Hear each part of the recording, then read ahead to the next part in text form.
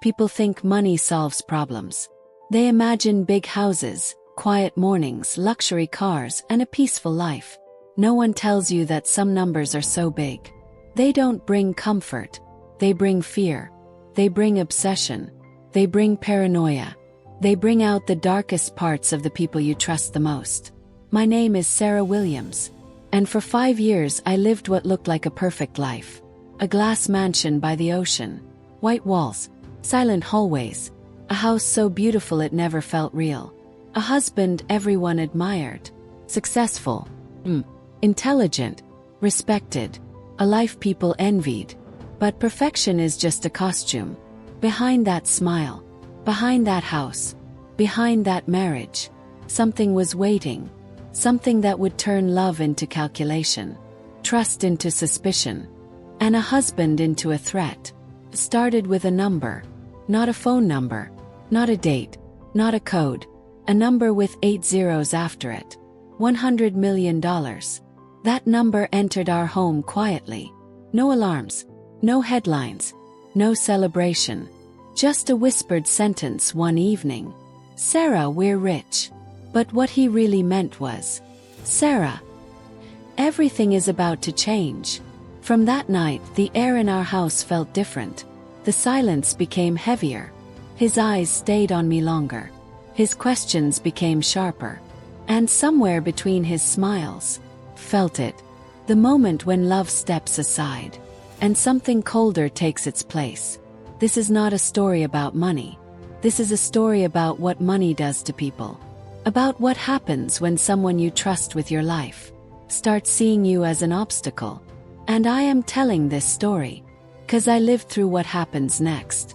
Because I watched my marriage turn into a battlefield. Because I survived a war that was never announced. And because if I don't tell it, someone else might not survive theirs. My name is Sara. And this is the story of how my husband tried to take everything from me. And how he failed. 5 years ago my life looked perfect. At least that's what it looked like from the outside. From the road, our house looked like a piece of modern art that had accidentally fallen on the edge of the Pacific Ocean. A glass mansion carved into the cliffside of Malibu. Transparent walls, white marble floors, silent hallways, and windows so wide they erased the boundary between inside and outside. When the sun rose, the ocean poured light into every room. When it set, the house glowed like a floating lantern over the water. People called it stunning. I called it quiet. Too quiet. The kind of quiet that doesn't calm you, it watches you. We had an infinity pool that looked like it merged into the horizon. If you stood at the edge long enough, you could almost believe there was no end. No borders. No limits. That was David's favorite part. He loved anything that looked endless. We had private security at the gate. 2 men during the day. 3 at night. Not because Malibu was dangerous, but because David liked knowing that nothing could reach us unless he allowed it. Control always looks like safety when you're the one holding it. Inside the house, everything was white.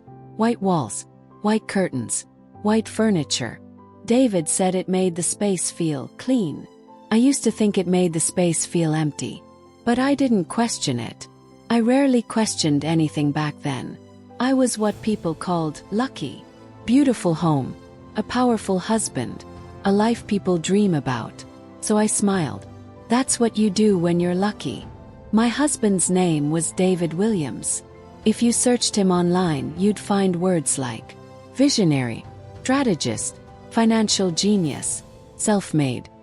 He managed a hedge fund that controlled numbers most people would never even touch in their lifetime. Millions moved when he spoke. Markets reacted when he decided. He was invited to conferences in Dubai, London, Singapore. His face appeared in financial magazines next to headlines about the future of wealth. People listened when he talked, and he loved that. David was brilliant, not in a loud way but in a calm, surgical way. He didn't raise his voice. He didn't show anger easily. He didn't need to. Power didn't live in his words. It lived in his pauses. He was charming when he wanted something, cold when he didn't, and terrifying when you stood in his way. But not in a violent way. In a quiet way. The kind that makes you question yourself instead of him. I was the opposite of David. I was soft where he was sharp. Quiet where he was strategic. Emotional where he was mathematical. I was what the media called the quiet wife. I didn't give interviews. I didn't attend business meetings. I didn't sit next to him on stage. I attended art galleries. I sponsored charity dinners. I smiled next to paintings I barely understood and causes I deeply believed in. Children's hospitals. Women's shelters. Mental health awareness. Things that tried to repair what power often breaks. People thought I was simple. I wasn't simple. I was observant.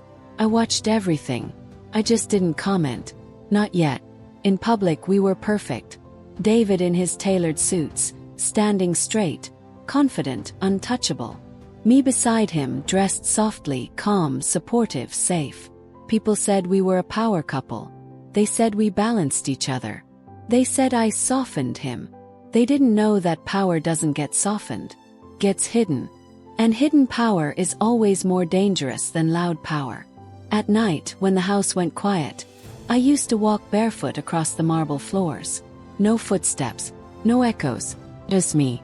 I would stand in front of the glass wall in our bedroom and look out at the ocean. Endless, dark, life felt more real than my life. David would usually be working. Laptop open, phone glowing, numbers moving. I would ask him what he was doing. Just managing risk, he'd say. He always said that.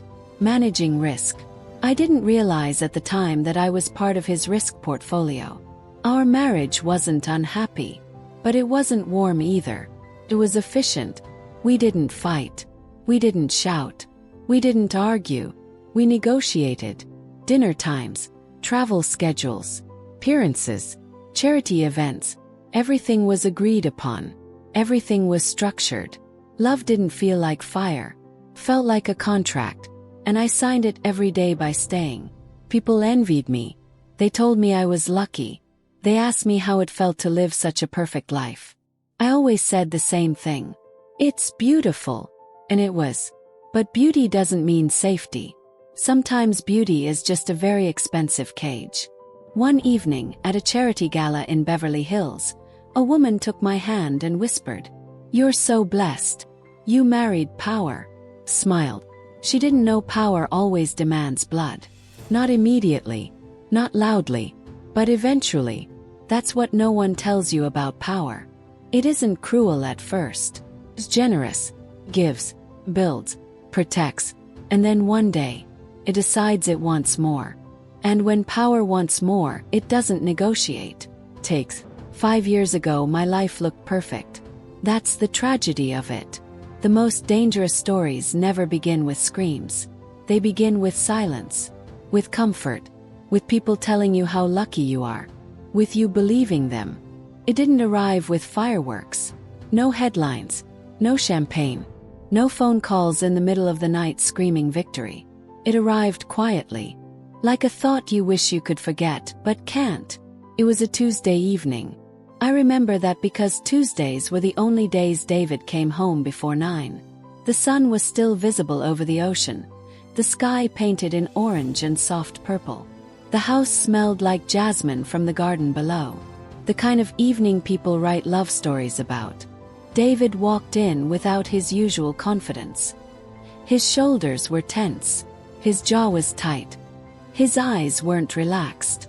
He wasn't tired. He was alert, as if something had followed him home. He didn't kiss me when he entered. That alone was strange. He poured himself a drink without asking if I wanted one. Then he stared at the glass.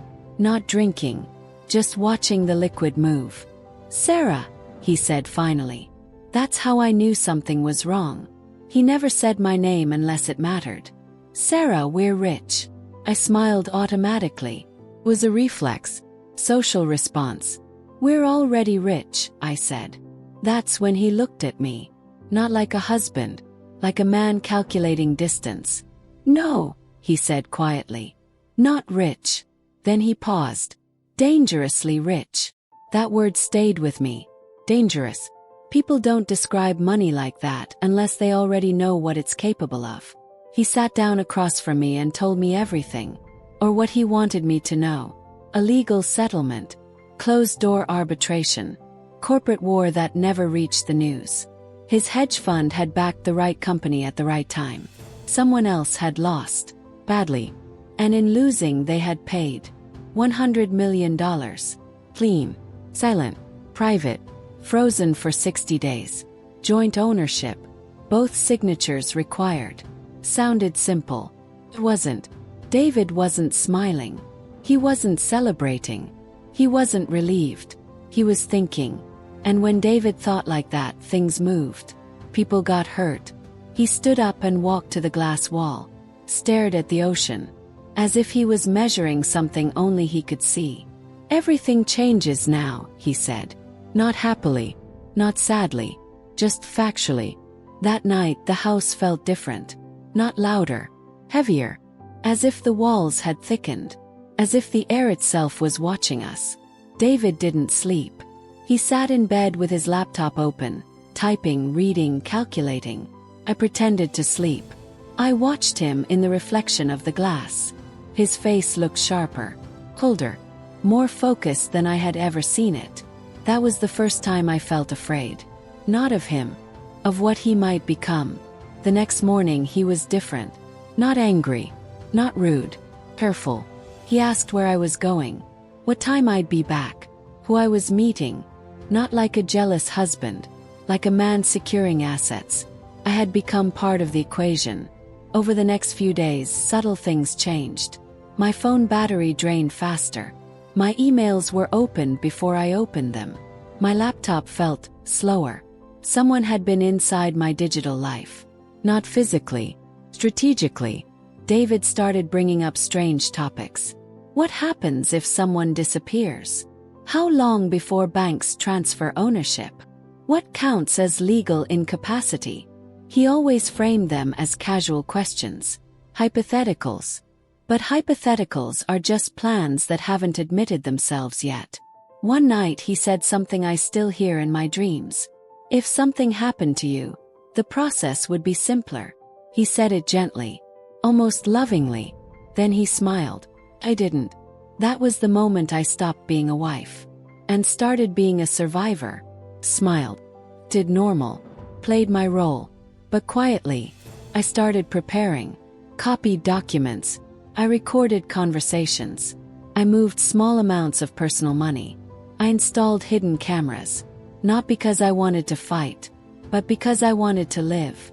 Because when a man stops seeing you as his partner, and starts seeing you as his obstacle, your marriage becomes a battlefield. And battlefields don't announce when they open. They just appear. And that was how the number entered our house. Not as money, but as a weapon. There is a moment in every dangerous story when you stop asking, why is this happening? And start asking, how do I survive this? For me, that moment came quietly. Not with a scream, not with a slap, not with a threat, but with a notification. A banking alert on my phone, showing a login I didn't recognize. Different device, different location, same account. That was when I understood. I was no longer living with my husband. I was living with my watcher. At first, I tried to convince myself I was imagining things, that I was paranoid, that money had simply made us both nervous. But paranoia is fear without proof. And I had proof. My phone battery drained even when I didn't use it. My laptop camera light flickered for a second once, then turned off. My emails were marked as read before I opened them. My calendar had entries I never created. Someone was inside my life. And I knew exactly who. David didn't hide it anymore. Not completely. He asked questions that were too specific. You were at the gallery for exactly 43 minutes. You met her twice this month. You took the coastal road, not the highway. He said them casually, as if he was just observant. But observation requires attention. This required access. The worst part wasn't being watched. It was being watched by someone who used to love you. Because that kind of watching isn't curiosity. its possession. Our conversations changed. Not in what we said, but in what we didn't. We stopped talking about feelings, about plans, about the future. We talked about schedules, about logistics, about efficiency. Marriage became management. Love became data. One evening I tested him. I told him I was going to the spa. I went to the library instead. He texted me, "How was the massage?" I stared at my phone for a long time. Then I replied, "Relaxing." Because sometimes survival is not telling the truth. It's pretending the lie didn't hurt. He started accusing me. Not directly, indirectly. "You seem distracted lately. You're very quiet. You're hiding something." I wasn't, but I knew he was. Projection is confession. I found a private investigator's card in his jacket. I found software on our home server I didn't recognize. I found a folder on his laptop titled Contingencies. Inside were documents about mental health evaluations, legal guardianship, asset control. He wasn't planning a divorce. He was planning a removal. That's when I understood. He wasn't trying to leave me. He was trying to erase me. I didn't confront him. Confrontation is what people do when they want answers. I didn't want answers. I wanted time. Time to build a shield. Time to create a trail. Time to turn myself from target into threat. So I became careful. I spoke less. Smiled more. I agreed often. I acted smaller. Because predators don't attack what they think is harmless. They attack what they think is in their way. So I stepped aside. And waited. One night he touched my hand and said, "You trust me, right?" I looked at him. The man I married. At the man he had become. And I said, "Of course." That was the most dangerous lie I've ever told. Because trust, when it's false, becomes a weapon. And we were both holding one now. The first lie is always small. It doesn't arrive screaming. It arrives smiling. David's first lie came in the form of kindness. He became gentle again. Attentive. Thoughtful. The version of him I used to love returned. Or at least, a version of him that looked like it. He brought flowers. He cooked dinner. He asked how I was feeling. He listened. Not like before. Better. Too perfect. Too rehearsed. That's how I knew it was fake. He started suggesting therapy. Not angrily. Not as an accusation. As concern. "I worry about you," he said. "You've been stressed. You're distant. I just want to help." The language of care is the easiest language to weaponize. Then came the suggestion. "We should see someone together," he said. "A professional. For us. For your peace." He framed it as love. But love doesn't come with paperwork. Love doesn't involve evaluations. Love doesn't involve forms titled Psychological Fitness Assessment. The therapist's office was modern. Clean. Neutral. White walls. Soft lighting. No windows. Place where reality becomes flexible. David chose the therapist. Of course he did. Dr. Collins. Polite. Measured. He spoke like David did. In balanced sentences. With careful pauses. With controlled concern. They were the same kind of man. Men who look reasonable while deciding unreasonable things. The questions were subtle. How do you feel about your marriage? Do you ever feel overwhelmed? Do you feel unsafe? Do you trust your husband? They weren't wrong, but they were guided, directed, like a river being shaped into a channel. David sat quietly during the sessions, watching, not participating, observing, letting me speak, letting me reveal, letting me expose my vulnerabilities in front of someone who was not there for me. He was there for the story that could be written about me, the story that could be used.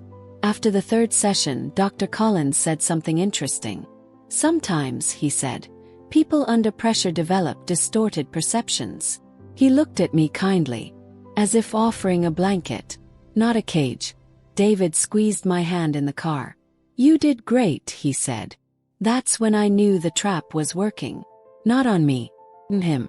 I started shaping my words carefully. I didn't deny. I didn't resist. I allowed concern. I admitted stress. I spoke about confusion, but never about fear. Never about suspicion. Never about him. I gave them something, but not everything, because information is currency. And I wasn't about to give mine away for free. David grew confident. He thought the narrative was forming. The fragile wife. The stressed mind. The unstable partner. All he needed was time. And I was giving it to him. One evening he said, "You know, if something ever happened to you mentally, I'd take care of everything." He smiled. Protective. Heroic. Smiled back. Grateful. That's what he wanted to see. But what he didn't see was that I had already sent copies of every session, every message, every legal inquiry to my lawyer. I had timestamps, patterns, intent. I was letting him build a case. Because every case leaves fingerprints. And I was collecting his. That was his first lie. That he was trying to save me. The truth was, he was trying to replace me. Legally, emotionally, financially, completely. And the most dangerous thing about traps is that the person who builds them never imagines falling into them. David called it a reset, break, a way to reconnect. He said the city was exhausting us. The noise, pressure, the expectations. He said we needed silence. He said we needed nature. He said we needed each other. Every dangerous plan is wrapped in a beautiful sentence. "We'll go to a cabin near Lake Tahoe," he said one evening. "Just us. No phones. No work. No distractions." He smiled when he said it. The old smile. The one that used to make me feel safe. Now it only made me alert. Remote cabin. No signal. No people. No witnesses. No escape. It wasn't a vacation. It was isolation. And isolation is the first step in every disappearance. Said yes, because refusal would have changed his timeline. And I needed to stay inside his plan. Long enough to destroy it. Before we left, I did 3 things. I sent my location to my lawyer. I scheduled automated messages every 6 hours. And I wrote one sentence. "If I don't check in, release everything." I didn't tell anyone where I was going. Told everyone. Silently. The drive was long. The road slowly emptied. Cell signal vanished. Pine trees replaced buildings. Silence replaced sound. David seemed relaxed. Almost happy. He played music. He joked. He laughed. He looked like a man who believed he was about to win. The cabin was beautiful. Wooden. Isolated. Lake like glass. Mountains like walls. Felt like the end of the world. Or the beginning of a story no one returns from. That night he cooked dinner. Pasta. Wine. Candles. Romantic. Deliberate. Cryptid. He poured my wine himself. Watch me. Not lovingly. Carefully. The wine tasted strange. Not bad. Different. Bitter at the back of the tongue. I pretended not to notice. I pretended to drink. I poured most of it into a plant when he wasn't looking. We went to bed. He waited. For something. For me to fall asleep. For me to fade. For me to disappear. I didn't. When he whispered, "I'm sorry," he knew. That's when I stood up. And turned on the lights. And ended his story. Police sirens cut through the forest. Lights flooded the cabin. David froze. He looked at me like he had never seen me before. Not a wife. Not a victim. Threat. "I told you," I said calmly. "You should never underestimate quiet people." He was arrested for attempted murder, coercion, fraud, and conspiracy. Everything he built against me became evidence against him. Every message. Every recording. Every move. He thought he was writing my ending. He was writing his. And that weekend did reset something. Not our marriage. Reality. The world didn't find out the truth immediately. First, the headlines were confused. Hedge fund manager arrested in domestic incident. Wealthy couple involved in mysterious legal dispute. Attempted poisoning. Authorities investigating. People love mysteries. They hate clarity. David didn't fight when they arrested him. He looked surprised. Not angry. Not desperate. Just stunned. As if reality had violated a contract he thought it had signed with him. The trial took months. Months of silence. Months of paperwork. Months of strangers deciding what my life meant. David's lawyers were aggressive. They tried to paint me as unstable, emotional, manipulative. They used my therapy sessions, my charity work, my quiet nature. They said I was fragile, that I imagined danger, that I created drama, that I was confused. I watched them build a version of me that never existed. And I let them, because every false story needs a hole, and holes are how truth breathes. Then my lawyer spoke. He didn't raise his voice. He didn't dramatize. He simply played the recordings. David's voice. David's plans. David's words. You're an obstacle. The process is easier if something happens. Legal incapacity is the cleanest solution. The courtroom went silent. That silence felt heavier than any scream. The therapist testified. The investigator testified. The digital forensic expert testified. Every layer of David's control peeled away. And beneath it, there was nothing noble, nothing protective, nothing loving, just hunger. David never looked at me during the trial. Not once. He looked at the judge, a jury, the lawyers, the ceiling, anything but me. Because looking at me meant seeing the thing he couldn't control. When the verdict came, he closed his eyes. Not in sadness, in calculation. Even then, he was sentenced. Not enough for what he tried to do, but enough to stop him. People called me brave, strong, a survivor. They didn't see the nights I couldn't sleep, the moments I questioned myself, the parts of me that disappeared with him. But that's okay. Not everything needs an audience. I left the house, the ocean, the glass walls. I donated most of the money. Not because I was noble, but because I didn't want to carry the thing that tried to kill me. I live quietly now. Different name, different place, different life, but the same voice. And that voice is why I'm telling you this. 'Cause somewhere, someone you trust might be changing. Someone you love might be watching instead of caring. Someone might be planning instead of loving. And if you feel that shift, listen to it. Don't ignore it. Don't soften it. Don't explain it away. That feeling is not paranoia. It's instinct. And instinct exists to save you. My name is Sara. This was my war. And this is how I survived it. The most dangerous thing about power is not what it gives people. It's what it convinces them they deserve.